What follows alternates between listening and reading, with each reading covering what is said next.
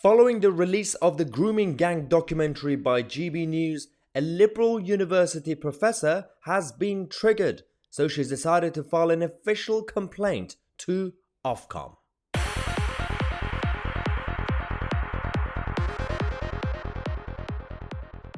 Very easy to get some people to get rattled over nothing. This is fascinating because we've had Charlie Peters, as part of GB News, the documentary maker, doing this very good program on the grooming culture in Rotherham, Telford, and other places, and of course the authorities and the police who didn't do anything about it at the time. So it exposed a lot of things, including the actual criminals. Some people are triggered on the liberal left-wing side because they say, why is it that a lot of the criminals that you're talking about happen to be from Pakistan, or happen to be brown, or happen to be Muslim? It's not the fault of GB News or Mahyar Tousi when they talk about these things that they are that. It's because they are.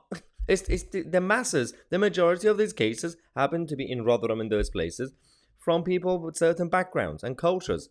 So why is it that Dr. Ella Cockbain, don't laugh. Everyone has a name. Everyone has a funny name. Look at my name, Maya. And Dr. Ella Cockbain, who's an associate professor at UCL, decided to not only complain to Ofcom, but in order to improve her virtue signaling skills, she also decided to publish her complaint on social media so that the rest of the world know how virtuous she is.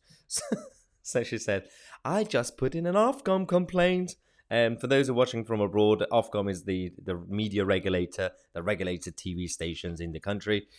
Complained about GB News and their program, The Grooming Gang, Britain's Shame. It clearly breaches the Ofcom code on due accuracy and due impartiality. It promotes racist tropes. It's harmful to abuse victims, survivors. Are you kidding me with this? They literally got survivors and victims there. They wanted it to be done. They wanted to speak out. And you say, by exposing these scandals, you're actually harming the victims. Oh my dear God.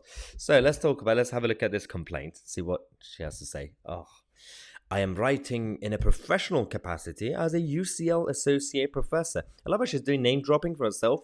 I don't think Ofcom cares what you do, but okay. And she claims to be a subject matter specialist.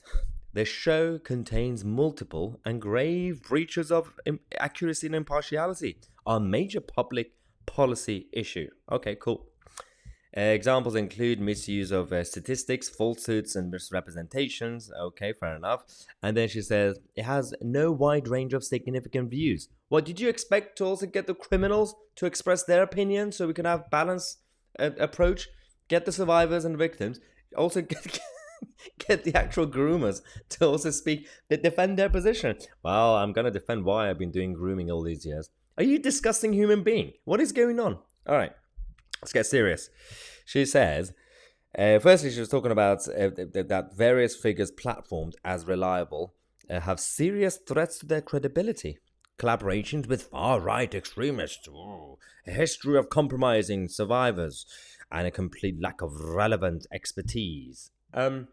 So, what you're saying is, considering they interviewed a lot of people who went through that themselves, and they interviewed them, now that you survived, do you want to speak out? And she says, well, you brought some people. They might have gone through it, but are they actually an expert in that area? I'm pretty sure they are now because of the crime against them. Not everybody has to be an academic expert in their field, you idiot. Some of the most stupid people are academics, but they don't get it because they're absolutely smug and arrogant about it. Anyway, it fails to define grooming gangs, a disputed term with no legal meaning, despite being the core focus and subject to sweeping claims. Oh my God. And then before that, it does say that undue prominence is given to the central claims that grooming gangs are overwhelmingly Pakistani men. Because they are, Ella. Because they are, Ms. Cockbain. They are overwhelmingly from Pakistan. It's not our fault. It's the fault of the establishment. But of course, they opened the doors to this chaos all those years ago. And then, yeah, of course, she just goes on a rant. There's no need. You can pause the video if you want to give yourself a headache. Just go through the whole text, read it yourself, because I don't really want to give other people a headache.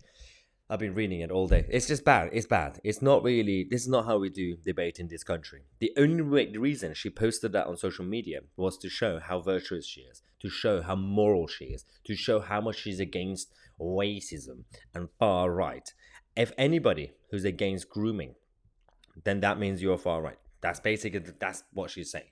That's what they've been saying all these years. They don't really want to help people who go through that. They don't really care. They want to turn the blind eye to the actual criminals.